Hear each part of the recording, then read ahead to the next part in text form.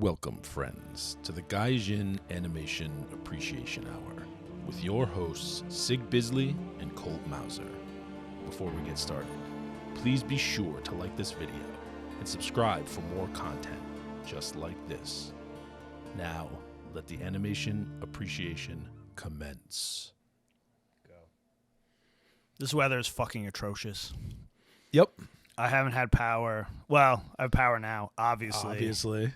But from 6 o'clock this morning to 2 o'clock this afternoon, fucking nothing. It just blinked again. I just jacked it. Stop jinxing it. Jacking it all day. Yeah, I know. It's sad when you can't work. Worse than either of the hurricane remnants we got this year. Yeah, I know. Just a It is what bullshit it storm. is. It was weak. Welcome to New England. Came out of nowhere. What are we going to talk about today? I don't know. Besides the weather. Keeping people real entertained. I know it's Halloween this weekend. That's correct. So we're going to get down on Blood the Last Vampire. The original OVA. Because it's actual good horror instead of stupid psychological trash horror. Listen, man, I like Perfect Blue, but it's a different animal. It was okay. Just not my thing. Fucking slaying vampires with a sword, though. That's my thing. Fair enough.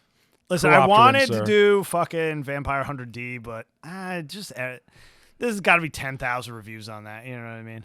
We'll do it one of these days. I want to get a little deep, a little dank. Yeah. Fair enough. What else are we talking about besides the news?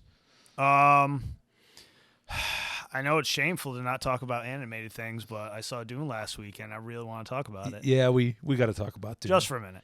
DUNE is good. Oh, no. Well, more than a minute. The movie is freaking 8 million hours long in a good way. So I kind of want to watch it again. I know the stuff I missed. It's on HBO Max for a while, so I was hammered. can make it happen. I was having a good day. It was a good day. And I want to talk about freaking Scrubs and their need to get good. Get good. Because, Short Fat Otaku did a video on this, and, game journalists are just... It's prescient. Yeah, they're terrible. So the general degrading of, the ability to play video games, the dumbing down. Oh, man, video games used to be hard. Hard as fuck. We'll get into it. Anyway, speaking about that news. Yeah, let's get down I'm going to get my ass to the news. The news. All right, so first piece of news here, and this only matters if you're listening to this, on or around the time this comes out, I suppose. There's apparently going to be a very limited, as in one-day run, so with the Fathom Events things, I'm sure you've seen them. Oh, You've ever been in a movie theater, like, ooh, Fathom Events, and it's always like concerts and whatever. There's always some weird crap that no one cares about. Like, it's an art show. So they're actually going to show the Macross Plus movie edition. Well, that's wild. On December 14th. I'm into it. So that's pretty cool. The movie version's not as good as the OVA version, but in a theater, hey, I'd go check it out. What's the closest we could see it? Oh, I have no idea. Tickets go on sale on November 12th, and they don't have like a list yet, at least not the one I've found. It's probably going to be Boston. You're probably going to have to wear a fucking face diaper. Yeah, if it's Boston, I'm not going to Boston. Infinite displeasure. If they do it, sometimes they do those at like closer, so we'll see. I'll check. Jane Pickens, that'd be hot. Yeah, we'll check it out. But anyway, that's coming up. Check your listings, see if it's out there. Go check it out, or shit, just watch Macross Plus because it's awesome, and pray for a nice Blu-ray release sometime in the near future. Now that Harmony Gold and Big West have apparently settled some things. Harmony Gold has released their death grip. Yeah, we'll Macross. See about that. I'm not holding out hope till I actually see product come out. Yeah, that's true. I've heard it all before. Yeah, right. All right, so moving on. So the good old Team Ninja, who I don't even know who's on Team Ninja anymore because a lot of people have moved on, but Team Ninja of Ninja Gaiden fame and Dead or Alive fame, yep, is going to do an action game based on Romance of the Three Kingdoms. So I'm listening. I'm intrigued. Yeah, so we've had, everybody knows the frickin' endless series of Dynasty Warriors games, right? Those are fun. They're fun. They're a good time, but they're a lot of the same thing all the time. Oh yeah, definitely. Right? Like personally, you can only play so many of them until it's just like, all right, I'm good. I remember playing the Fist of the North Star one. That one's awesome. Love it. Awesome. Anyway, Team Ninja's doing one, so we'll get a different spin on it, and say what you want about them since their old heyday of Ninja Gaiden and earlier Dead or Alive, but Hey, I'll check it out. Ninja Gaiden stole a lot of my life. Could be cool. So we'll see. We'll see. Well, newer Ninja Gaiden, not the ancient Ninja Gaiden. Both. Anyway, moving on. So here we got a little follow-up on NFTs. So the CEO of... We're back with that fucking NFTs horseshit again. So the CEO of the Japanese art commission platform, Skeb, is crying fake news. Wants to clean up the fake news around NFTs. Whoa. So talking about whether they're a scam, are they just for money laundering, the environmental stuff. They could just be for money laundering. How does this work? Man, I never thought about that. That's a good one. Yeah, so you can go read about it. You can Google it, and you can certainly find or use your search engine of choice, really. You can go find it, read some more about it. I'm not going to get into the details. I find it interesting. I find NFTs fascinating because it doesn't make any damn sense to me. It's a silly scam. I mean, why can't you not see it's a silly scam? But I bring this up just because, we talked last week about the, certain Japan starting to actually monetize it. Yeah. Like they have merchandise for everything. And now you have their CEO of a art commission platform spouting off about it. So obviously it's becoming more of a thing. So I bring it up for that purpose, not so much to get into I will never buy any, don'ts. but I would 100% sell some because people are going to be super into them. I think that's the way a lot of people feel. Right? Everybody certainly knows take it's that dumb, but cash. people are going to want to collect them, so you can't not get into it. Yeah. Well, they're probably going to be worth about as much as Pogs in 10 years. But Yes, Pogs. or Beanie Babies. Or Oh, God, I have like a garbage bag. Tickle Me box Elmos. somewhere. Weebles. Weebles, were those ever collectible? Probably not. I was never into Beanie Babies. That was too, little kid for me. No, even my mother never really got into them. She had a few, but... You know what I was into? What was the hottest thing when we were kids? Fucking Garbage Pail Kids. Oh, Garbage Pail Kids were cool. There was the funnest trading cards ever. Yeah, well, they were also stickers. Yes. And they were They were dirty. Yeah, they were dirty. Not super dirty, but just dirty enough to make your mom mad, which was the best. I always liked Dinosaurs Attack or whatever, but those weren't stickers. That was the only nice thing my grandfather ever did for me ever in 40 years. He bought you Garbage Pail Kids when he was buying his endless lottery tickets? Yes, he used to buy me Garbage Pail Kids. Was it this one over here or the... Yeah, Manny. Yeah. Well, he used to hang out at that store up there. Yeah, buying lottery tickets. Yeah, I know he how. used to bring me backpacks of Garbage Pail Kids. Yeah, that's something. That's actually saying a lot. You know what's funny? That's the first time I thought about that. He actually did do something nice one time. There you go. Wow. Look at that. Revelation It's a today. Christmas Halloween miracle. It is Halloween miracle. Warms my heart. It does. Deep down. Anyway, moving on. Moving on from NFTs. So this one's just kind of wacky. So our boy Hideaki Anno, back in the news here. So they're doing it's like Thunderbirds Kai. They're remastering it. They're calling it Shin Thunderbirds, of course. Hell yeah. But Shin Complete Thunderbirds, sorry. Whoa. I don't know how it's complete because whatever, Japan. You do what you want. Whatever, Japan. Regardless, they love Thunderbirds. And freaking Anno is actually going to oversee the restoration, the remastering. That man loves Thunderbirds. Oh, my God. Jesus Christ. That's so good. Apparently his first professional editing job when he was 25 was the Complete Thunderbirds compilation. So, I don't know, man. This was just wacky news. I thought it was interesting. One, that they're doing basically Thunderbirds Kai, like a condensed remastered version of Thunderbirds. Who even did Thunderbirds originally? Oh, Jesus. What company did it? Yeah. You don't have to look it up or anything. I was just curious. I couldn't tell you. Let's see. Originally aired in the UK in 65. Yeah, because I was going to say, it wasn't a Japanese thing. It was No. Because I remember watching it over here, reruns. And my mom's like, I watched that when I was a kid. They did a remake of it in Japan in 82. Oh, okay. Apparently, yeah. but... Because I was going to say, that's definitely a Western thing. Yeah. Oh, absolutely. Absolutely. It aired over here, too. But Puppets on puppets. Yeah, there you go. Well, I mean, they got puppets, not Thunderbolt Fantasy. Isn't that a puppet show? Yes, that's probably where it came from. It's about There you a go. bunch of Puppets. old nerds who watch Thunderbirds. Lots of puppets. That show was actually funny when we watched part of it. Anno editing a Kai version of freaking Thunderbirds. It's just wacky news to me. It's pretty funny. I find it amusing. Oh, Anno, you're always getting up to hijinks. All right, so Japan has now officially confirmed, moving on to other news, they've officially confirmed that Yoshiyuki Tomino is a man of culture. Whoa. Holy shit. So he has been honored as a person of cultural merit. Whoa. I guess in Japan, he's like the Steven Spielberg of Japan. He got honored a year after the person who composed Gundam's music, so rough. We won't talk about that. That's because Tomino. That's because Tomino's a crackpot. Oh, Tomino's such a crackpot. And he's constantly getting up people's asses about stuff. But he has been honored as a person of cultural merit. Now they gave out like 19 other awards, including to the mangaka, a woman who actually popularized cat girls. So nice. I suppose that's something. That's pretty cool. Good on her. They've also given this award in the past to all the usual suspects: Leiji Matsumoto, yeah, Miyazaki, Shigeru Miyamoto, Nintendo fame, right? Like, what was that last thing that Matsumoto did? Remember we watched it? It was like a little 8-episode thing. Fuck. Oh, it was after Cosmo Warrior Zero. Yeah, no, it was like fairly new within the last like maybe 10 years. I don't remember. Shit. I don't remember. Anyway, I'll look it up at some point. Anyway, never mind. Anyway, it was pretty good. Don't remember what it was, but it was pretty good.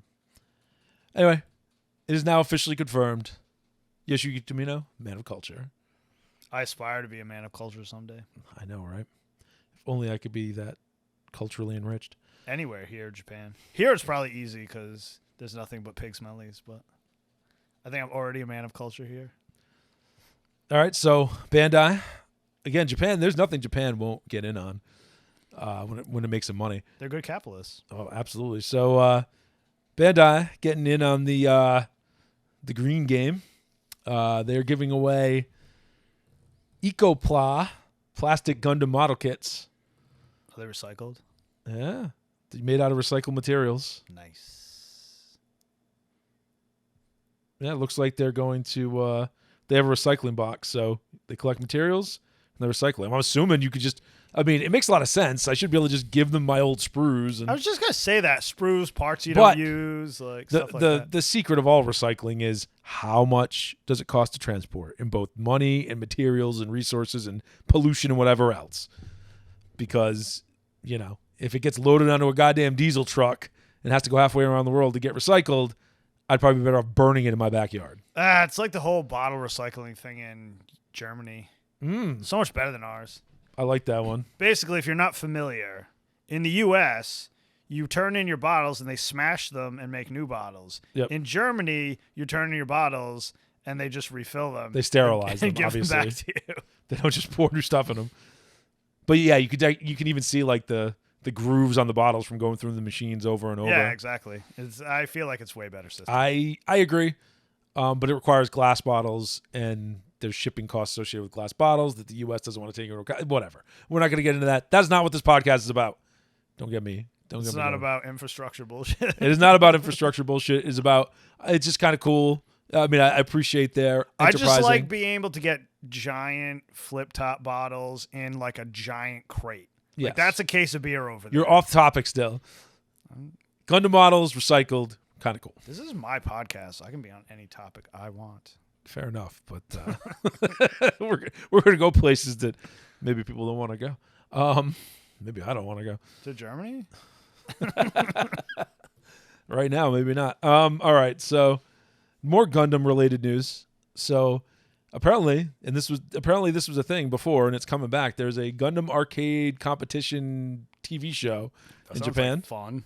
And it's back after 4 years. Sounds like fun on a bun. So apparently the contestants, I don't know if they do anything else, but they play against each other in those like Gundam cockpit-looking arcade games. Oh my god, it sounds like fun. Looks fun. Looks pretty cool. I'm horrifically sucky at them, but yeah, I don't know. Looks like it'd be a good time. I'd love to just play the games, but it's kind of neat that there's a ridiculous reality TV show based around it. I fucking miss arcades, son. The 07th Itakura team. It's crazy. I do miss arcades. I'm with you. If you guys have never been to Las Vegas at any point, there used to be a gigantic fucking arcade. It was like 3 stories high. It had every goddamn arcade game you could think of. It was called GameWorks, I think. Like right on the strip. It had a lot of arcade games. Oh my God, it was fun. You pay like $20. You can drink in there. Yes, you there's play a all day. bar in there. And you could just pay like $20 or something for unlimited like tokens. Yeah. And you just fucking play forever. Mm-hmm. It was the height of fun. It had a lot of like And then it closed. Japanese candy cab stuff. Like a lot of just crazy stuff. all the Japanese fighting games. Like, yeah, it was a good time. And the light gun games, and little driving games and stuff. It was a good time. Or you could get really high and play Pac-Man Battle Royale for like 6 hours straight. Yeah, well, you can't do any of these things anymore, so stop teasing people with things they can't do. It would be nice if they brought it back, though. It would. All right, so this is just another bit of Gundam news that I just thought was... I didn't know this existed either, and this is just like, what the fuck were they thinking when they made this? So apparently, there was a Gundam spin-off novel that was about an office worker that got reborn as Cecilia Zabi. Why? That doesn't make sense on any level. So, okay, it's weird to begin with, but Cecilia, of all people, Cecilia Zabi, like, is she popular in Japan? Did I not realize? Like, who likes Cecilia Zabi? She's the worst. She's like the preeminent continent in all of like that. She's timeline. terrible. Like, She's meant to be evil. just She's like an the awful final human. villain of Gundam. Right. I mean, spoiler alert if you haven't watched all of Gundam yet, but she's basically the final villain of Gundam. Oh yeah, of like Of original Mobile Gundam, Suit Gundam, yeah. the first show. Because, another spoiler alert, cover your ears. She don't make it out of Gundam with her head intact. Yeah. Thank you, Shar. Thanks, Shar. Good job. The only cool thing you ever do. Well, walking into that room and telling Camille he's here to laugh at him was also pretty cool. Yes, okay, he does a couple cool things. And flipping out on Haman Khan that one is time in his like was also good. That's in his clip reel. Yeah, but that wasn't Char. That was Quattro. So It's in his highlight reel. yeah, oh, absolutely. So anyway, there was a novel about that. So I doubt it'll ever come over to U.S. or be translated in English. But if it does, I can't imagine any. I don't know. Check it out because it's like so weird. fucking bizarre. I would read it if I could get it for free, but that's just bizarre. It's so weird. And if it was short, I don't want. To It had to be real short. I don't want to invest a lot of time in it. Yeah. Also, this picture of this office worker reincarnated does not look anything like Cecilia Sapi. Whatever. It's fine. This is just trash fan fiction. Not That's even what it like sounds origin version Cecilia Sabi before she was old and crusty. Did they? Is this like a Tumblr fanfic? It feels like it, but you know, it's the Japan light novel game, so It's true. it's only like one level off. Although it makes a hell of a lot more money. Well, I say that, but like things like freaking 50 Shades of Grey. You all right over there? You gonna make it? Sorry, I sneezed. Cover your mouth. Things like 50 Shades of Grey. It's my floor. I can sneeze on it if I want. Fair.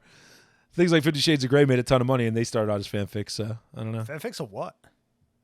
Oh, they started out fanfics of Twilight. You didn't know about this? I vaguely remember it being a fanfic of something. I didn't know Yeah, it was Twilight. So much spanking. Yeah,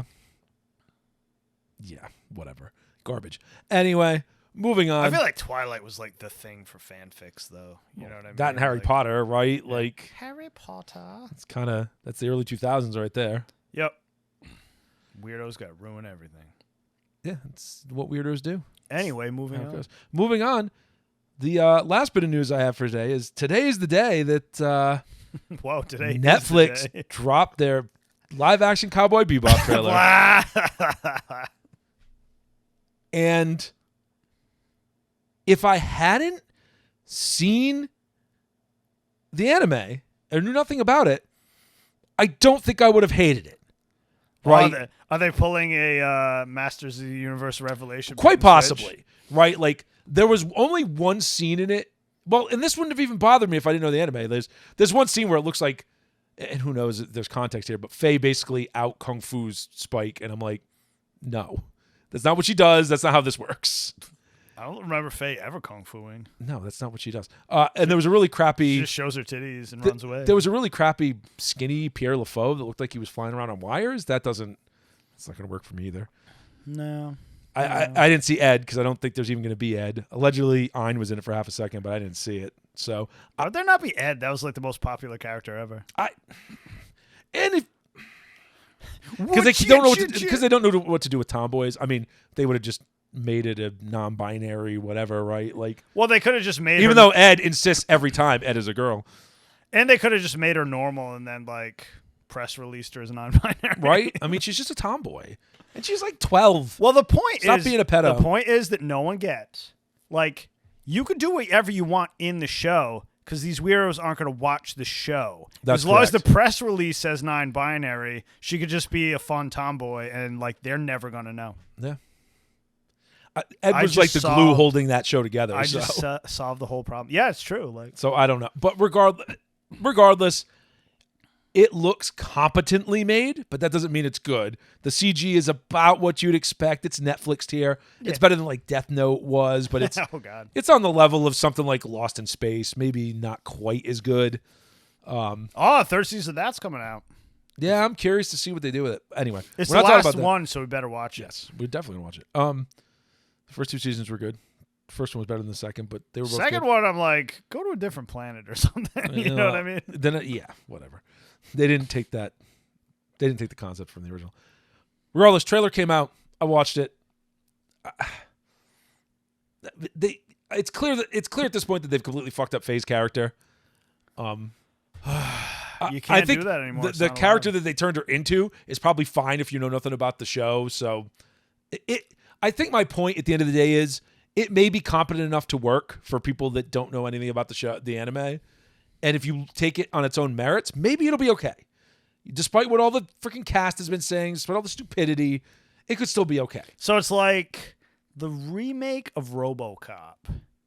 It kind of is. Remember how like yes. we were so disgusted because it was like not we watched RoboCop. Original RoboCop immediately after to it. wash the bad taste out of our mouths. But then we were talking to Nick or somebody who's like, it's a good action movie. Like, well, because in this case, like, I guess if you don't know anything about RoboCop and you think he tases people or something, I can tell there's some care. Like the fact that Pierre LaFaux exists is something. The fact that like the ships look like they should. Well, at least the Spike ship looks like it should.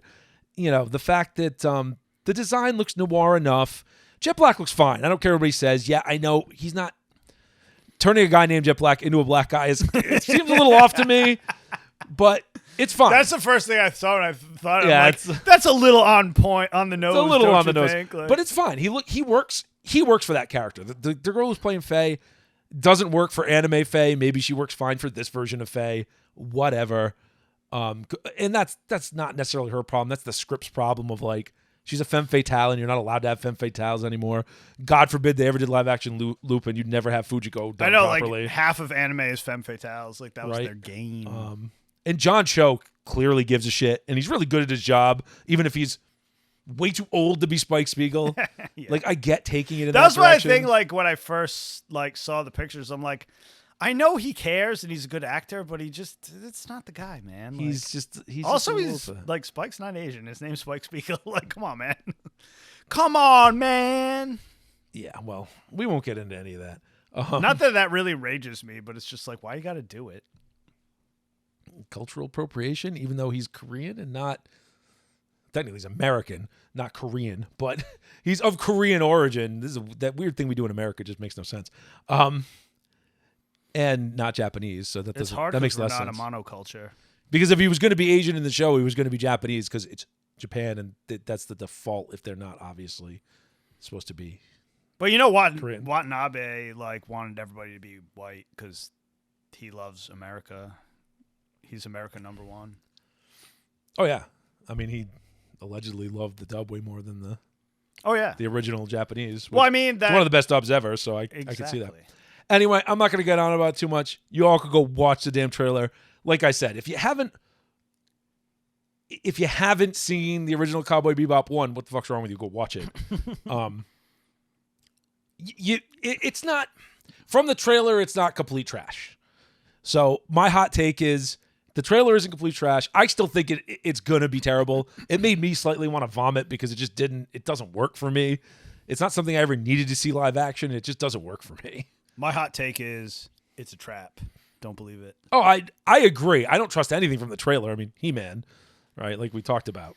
They did it again, man. The second trailer just came out, and they did it again. It's going to be the same shit. We all know. Kevin Smith can tell nothing but lies. He is the prince of lies. He didn't have to. Didn't have to do it. Anyway, we won't get into that. It only makes me mad because he's a sellout. He used to be the guy raging against He's this an unnecessary sellout. This is the problem. People that don't need to sell out, sell out. He doesn't understand how like the new economy works, where you can just do shit yourself. Like he has enough simps where he can. Oh, absolutely. Fund anything himself. Kickstart any movie he wanted. What he did was totally unnecessary. Totally. I know. It breaks my heart. Unnecessary. It does. I used to like him. Now I hate him. Anyway, we're going to move on from the news and move on to what you want to talk about. Oh, yeah. Which is... All I want to say is Dune was better than I expected, but exactly what I wanted it to be. Like it was good it was as good as I wanted it to be, but better than I expected it to be. So we talking about Dune, live action Dune, Denis Villeneuve Dune, delayed for a year, but now out into theaters and on HBO Max, depending on where you're at.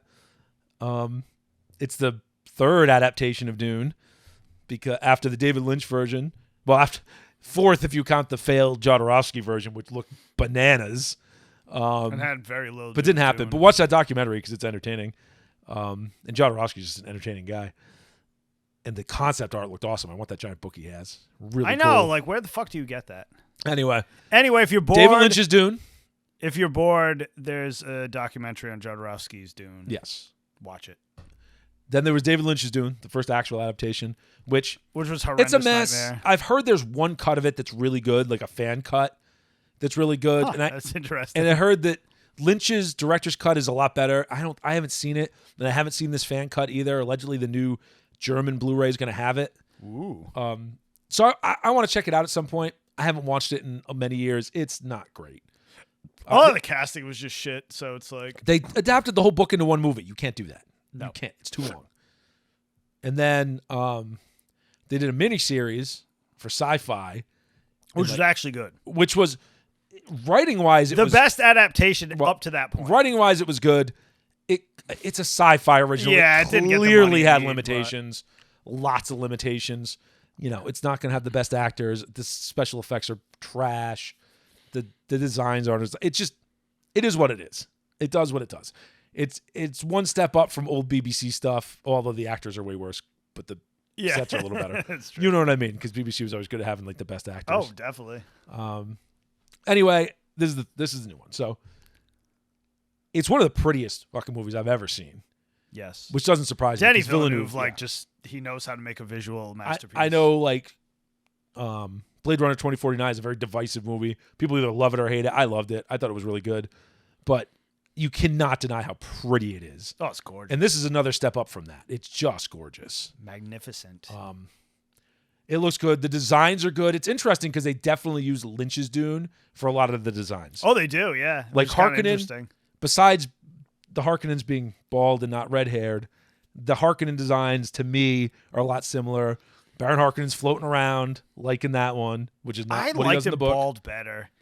It works. The bald fat guy just works better for me. No, it works. That's what I'm saying. It works. Especially for good. the generic bad guy. Well, he's not generic, but he's the bad guy, right? Yeah. So that works. The still suit designs are straight out of the David Lynch movie. Perfect. They're a little nicer, but they're not quite like what they were described in the book. I mean, not that different because the Lynch designs weren't, but you could tell it's exactly that. Yeah, definitely. I mean, the sandworms were the sandworms of the sandworms. They look pretty much the same in every adaptation. I mean, there's just a big hole in the sand. They're one of the few things that were actually drawn on the covers of the Dune books, so you know what they were supposed to look like. Exactly, yeah. And they all pretty much look like that. These have way more rows of teeth, but that just looks cool. I need more teeth. But yeah, the casting was spot on. Well, we won't talk about Liet Kynes because that was the sacrifice to the woke, right? Like, we got to change one character, fine. You barely even noticed it, though. Well, and they changed. Maybe this will have to change in the next one if they're going to go with the whole terraforming the planet thing. But, I don't know that this Liet Kynes had the same role that the one in the book does as the leader of all the Fremen.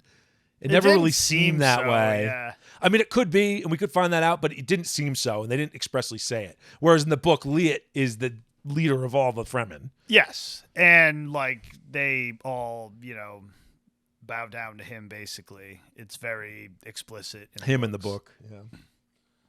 Although the actress did a great job, so I don't really have any complaints there. I don't. She did a great job. She's not there very long. No. And Leah's not in the book a lot either. No. Very competent actress, like got it done. So that was good. Batista is Beast Raban was great, even though Beast Raban's like not even appearing in that book. They have him in it a little bit. He's good until the second half, really. Yeah, when he gets blown the fuck out. But that's his job. Yeah, they did a good job setting up. They did a good job adding extra scenes that are set up to explain the universe a little bit more. And instead of weaving a lot of that stuff throughout, they just kind of got some of it out of the way early. Yes. And you need to do that for a movie. So they did a really good job there. There's a little more Caladan. Caladan was so pretty. Yeah, it was nice.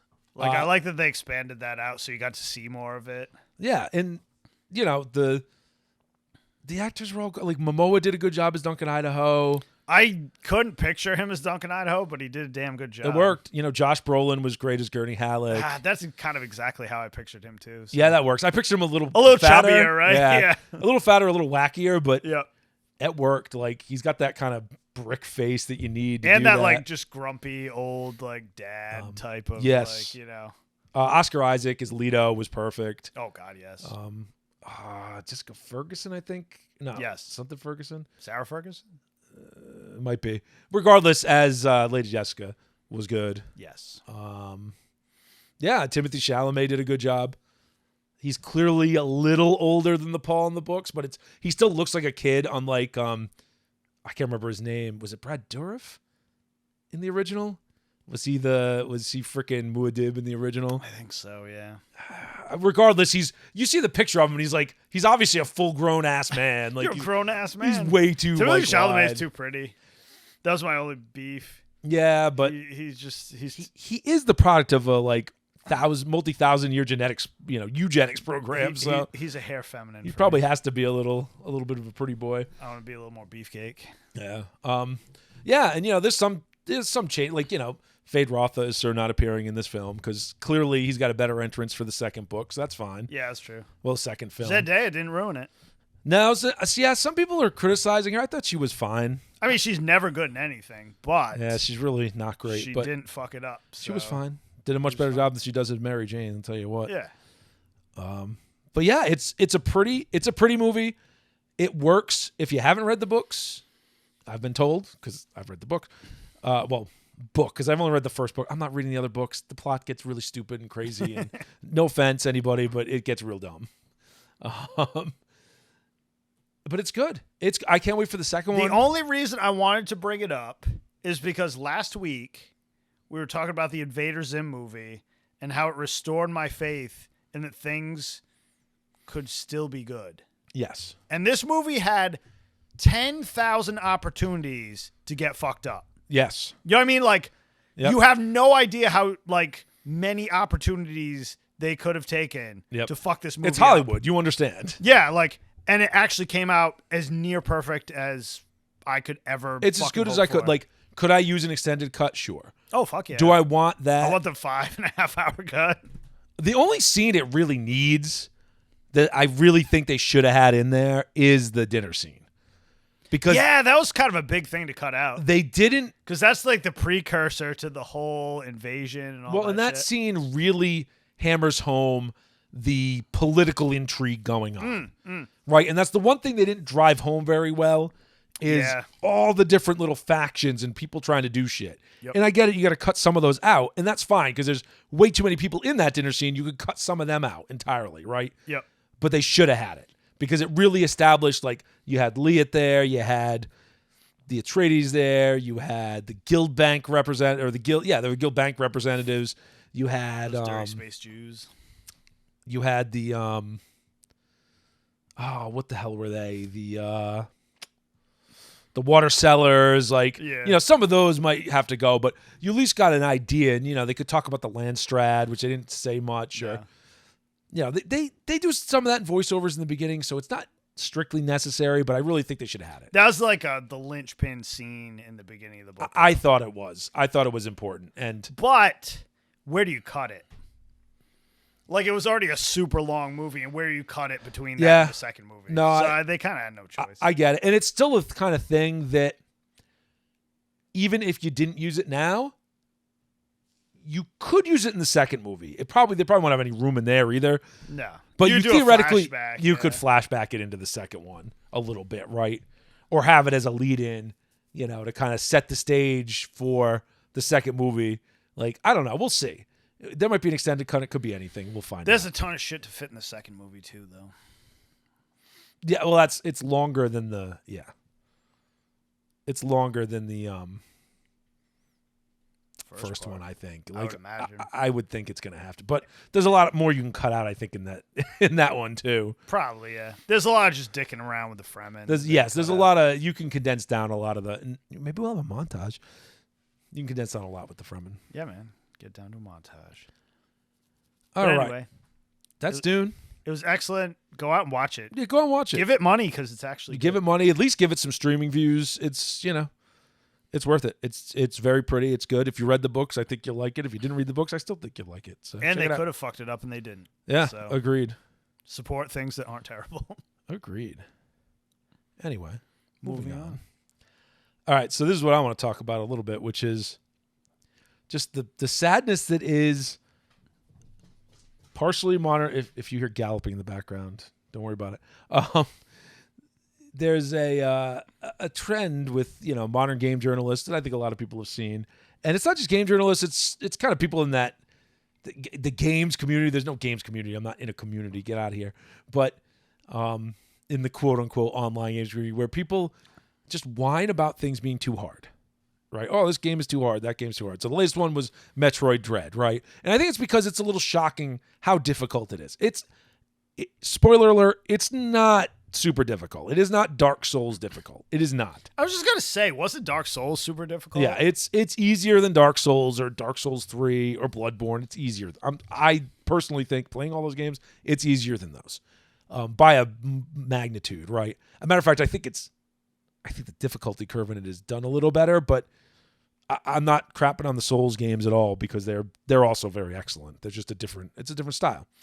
And there's a lot of games that are coming out that are hard as nails because they're intentionally that way. Like there's a ton of roguelikes that are coming out that are just, they're basically just bang your head against the wall 8,000 times. Like Hades, everyone loved Hades. That game is just bang your head against the wall over and over and over and over and over until you get enough shit that you can beat it. Like that isn't fun to me. That's over. You're doing the same thing over and over again. I would prefer to progress through the game and have the game get progressively harder and then see new shit all the time, right?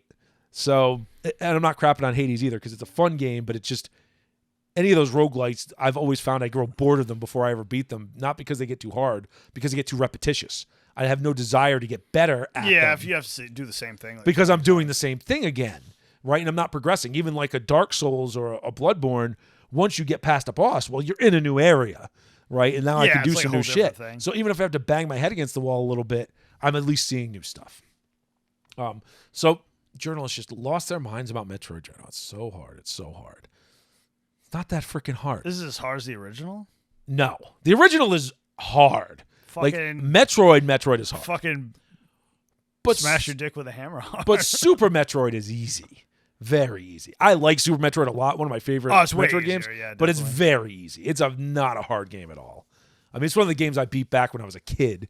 And, you don't beat a lot of Nintendo games when you're a kid for the most part. Oh, Jesus. And many hours. So this is part of the point is, one, we're getting to the generation of people that didn't grow up on those games at all, right? They didn't grow up on Nintendo or even Super Nintendo or, Sega Genesis, Sega Mega Drive. Like, they didn't grow up on those games.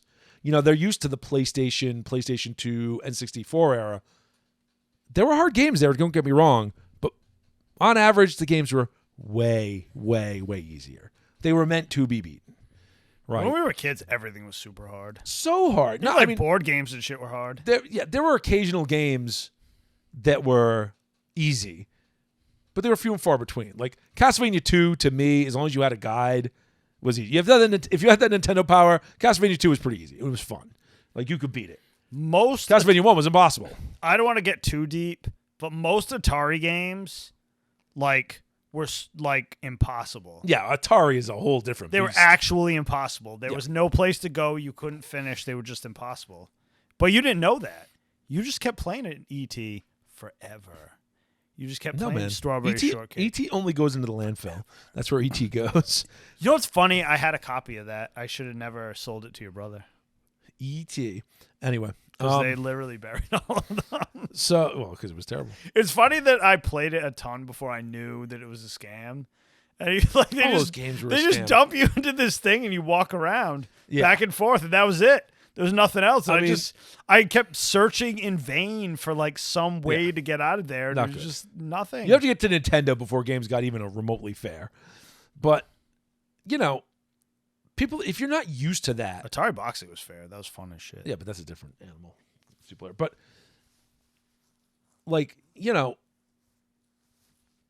nowadays, there's just, if you didn't grow up with that and you grew up with the easier games, you're spoiled, right? And you're not used to it just being a little difficult. And, Metroid Dread did a great job. Yeah, there were times I had to play a boss 5, 6, 7, 8 times. They make it very easy. The thing that always pissed me off about old games, like Super Nintendo games, like Castlevania 4, for you had to instance, start from way back. you had to start further back. Such a cunt. And then even if you got so awesome at doing stuff, you could go back there flawlessly every time. But, okay, so it takes me another 2 minutes to get back to the boss every time. Oh, kill me. No. That's they what's make it- hot about the mini systems. Yes. You could get, like, set up save save points, yeah. Yeah, I finally beat Super Castlevania 4. You're right. Just because I was sick of having to go back and fight death every time because you had to go all the way back and all the way back. And I could do it and get back to him every time easy. But why then do you only got the want to, one man? chance. It's just like, no. Metroid Dread does a great job. If you lose against the boss, you start right near the boss and you get to try again and again Not and that again and difficult, again. man. And there's no penalty for doing so. It's great. So you can grind at it, is my point. And it's not that hard. Like, you get better, you learn the patterns, and they're not overly difficult. They're not super tight. Even the final boss, Ravenbeak, everybody's losing their mind about. He was hard. His second phase is his only phase that's hard. His first phase and his third phase are a joke. Once you get the patterns down, like they seem hard at first. Once you get the patterns down, they're very easy. Like, very easy. Like, you won't even have a I problem. think with people it. forgot about patterns. Yeah, the second That's one of phase- those things you learn with like original Nintendo. Like, Absolutely. everything has patterns. Once you learn the patterns, you've crushed it. And the second phase is actually hard because it's just, even when you know the patterns, some of the stuff he does is just annoying, right? There's more tight windows and stuff. Fine. It wasn't that hard. It's 5, 6 times, and I'm not king of video games over here. I'm not that great. My point is, quit fucking complaining. The game's not maybe meant for you.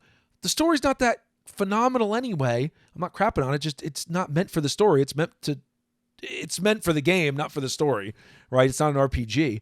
And not that some RPGs don't have good mechanics, but that's beside the point. It's not all about the story. Stop whining that you need like an easy mode. Who cares? Why even bother? Be good at the game. It's not that hard. I'm just sick. I of think what hearing you're it. getting at is that nobody really wants to waste time getting good at things. No one anymore. wants to work at it. No, everyone wants it to be super easy. I could tell you, I'm getting slightly bored, and I'll finish it, and I'll give you the game after. She'll tell me, but I'm getting slightly bored with Super Robot Wars right now because it's a joke. It's so easy. I'm just crushing everything, right? In Super Robot Wars T, it's too easy, right? And now I could make it harder on myself, but it's too easy, right? So that gets annoying. You want that. What did Peterson always say? Like that zone of maximal like challenge, right? Like, it's got to be just a little bit hard. And like, to me, something like Metroid Dread is on the high end of that. Something like Symphony of the Night is on the lower end of that, right? If I stick to Metroidvanias, right? Where that game is easier. It's got some tough bosses, but it's easier than Metroid Dread. But they're all in that zone of like, it's not too easy, it's not too hard. You actually feel like you did something when you beat it. If it's not difficult, there's no satisfaction when you win. Agreed. It's like the first time I beat original Super Mario Brothers. Like the elation. Oh, yeah. I never did. Like the stiffy I had. Oh, when I beat Contra. Like the little kid stiffy I had Contra. after I beat that. It Not was 30 lives legendary. Contra. Real Contra. 3 lives Contra. That was hard. And I was so excited when I did it. Right? There was actual accomplishment in that. Fucking Life Force. You can never beat Life Force with 3 lives because I could get all the way to the last boss, and then that stupid thing where you have to escape at the end. It's not happening, man. It's not That happening. makes you want to blow your brains out, though. Like when you beat it and then you have to blast out at the end. It's like, nope, you died. Yep. It's like, oh, fuck. Yeah, it's the worst. Anyway, I'm not going to belabor this point too much. Like I said, Short Fried Otaku did a whole video on it that's really good. Go check that out. But, yeah, just stop being such a scrub. Savage. Like, stop being so weak. Like, just grow stronger. Also, what people don't realize is the harder something it is, the more satisfying it is when you like defeat it. And I get it if you're a journalist and you got to play a billion games and it just annoys you a little bit, but like they don't play any of them. But you have to review it. You have to review it from the perspective of, well, yeah, who cares about mainstream game journalists? They suck, but you got to review it for like. There's a lot of them on YouTube that are very good, and you watch them, right? But you got to review it from the viewpoint of like, what's a person who's only going to play this game once and doesn't play a ton of games? What are they going to feel about it? And you know, they might like it. And I get it. Like, you know, it's nice to have difficulty settings where you could have an easy mode. You know, I get it, but it doesn't have to have that. And I'm glad when some games don't. It doesn't make you tempted to use it. And this wasn't so hard that it needed it. It reminded me of a good mix of old school Nintendo, right? And newer school Nintendo. It reminded me of Super Nintendo, right? Where the pinnacle of Nintendo? To me, I thought it was. But the games weren't. Some games are still impossible, but like on average, especially Nintendo games, like Super Mario World was perfect. It wasn't easy. It wasn't super hard. It was fun, right? It was just fun, right? Zelda: Link to the Past, fun. Like that's what you wanted. You wanted that nice zone. I don't want to punch my balls all day playing freaking, you know, Legend of Zelda 2: Adventures of Link. Right. I want to play Link to the Past. It's fun. You know, I don't want to play original Metroid. I want to play Super Metroid. Yeah. So to me, this was a callback to that. Super Nintendo hit the sweet spot. Where? Because even Super Mario World. Yeah. That was way fucking easier than Super Mario Bros. 3. You know what I mean? Yes. Yeah. Super Mario Bros. 3 is not that hard. No, it's not. They definitely like got way easier. It was. There was a couple that. Super Mario Bros. 3 was actually pretty easy if you P-winged past a level or two at the end. You get a P-wing or two, yeah. And you P-wing past some of those like stupid ship levels. Yep. It's actually pretty easy. Yeah, it is. But Super Mario Bros. 1 is hard. Super Mario Bros. 2 is pretty easy too. But anyway, I made my point. Let's move on because we got to talk about Blood, the Last Vampire. The Last Vampire. Yeah, man. So OVA. 2000. Yeah, 2000. So talking about the original, not Blood Plus, which you may have seen back on, I think it was on Adult Swim back in the day. Yeah, it was. Or Blood C, which I think I've only seen a couple episodes of, which I'm gonna watch. Blood C seemed way better than Blood Plus. Yes, Blood Plus I was not. It was a little. Blood Plus was like the watered down, lame version of. It really was. Blood the Last Vampire. Oh god, and it was like 50 some episodes. They just dragged. Yeah, it was 50 out. episodes. Like there was whole episodes of just talking and no vampire killing. It wasn't great. And nothing. Anyway, Blood Plus. I know. Blood the Last Vampire. Blood the Last Vampire. The OVA. The original OVA. 45 minutes. 45 minutes of power. Fucking phenomenal. It was awesome because it was like set up like kind of a short story. They just kind of threw you into the middle of it. Yeah, it's in media res. Like you got enough explanation to make it entertaining. It starts out with Saya. Yeah, it starts out with Saya, who's like a vampire killer. She's like one of the last. Yeah, you come to find out. Don't worry about spoilers in this, but you come to find out she's a vampire, but like she's one of the last different like, kind original vampires. They don't explain any of this because like she can walk around in the sunlight. She doesn't seem to have. She doesn't like Christian religious symbols. That's the only weakness I saw. There was no more vampire has a shit. Problem with that, man. Yeah, they don't understand vampires. It's okay. Oh, it's like Iria the vampire cosmonaut. Remember we went over the other? Yeah, it was the same thing. They're just like, yeah, she's just kind of a... Well, vampire lore's been fucked up for forever. She's just kind of a human. It is what it is. She doesn't sparkle either. So she's there killing chiropterans. So this is set in the 60s in Japan. Is it Okinawa? I think it's Okinawa. Because it is all Army. And the air base is there. It's set on a U.S. Army base. It's an Air Force base, but close enough. Oh, yeah, you're right. It's an Air Force base. Sorry. Air Force hadn't existed for very long then, right? But anyway, she's got like a handler, like a U.S. He's like a CIA handler. He's like some manner of spook. Some type of spook, right? OSS, who knows? Yeah. Some type of handler, David. And so she kills a chiropteran. Well, maybe she kills a Chiropteran. So they never resolved that plot point. Yeah, that was the kinda first one she interesting. kills is a dude on a train. And the other guy's like, I don't think that's a Chiropteran. He's like, nah, he'll transform eventually. Don't worry about it. They never resolved that. I'm not so sure Yeah. she wasn't also just killing like random targets for the CIA at that point. That's true, yeah. One of those things they left hanging. It doesn't matter. But then she gets sent on the mission, which is going to take up the rest of the OVA. Yeah. Where she has to go to one of the schools that's actually on base. Yeah, it's just like basically a high school for all the kids that live on base. Yeah, exactly. All the American kids. And there's, allegedly Chiropterans there. And Chiropterans they're like nasty looking, half giant bat, half vampire monsters. They're like devolved vampires. Like, they allude to the fact that, like, Sai is one of the last, like, original like, pure vampires. And, like, the Chiropterans are what they've kind of devolved into. They're just, like, beasts. But it's hard to say. Like, I remember, and some of this may be from the damn light novel that I read a million years ago and was really freaking weird.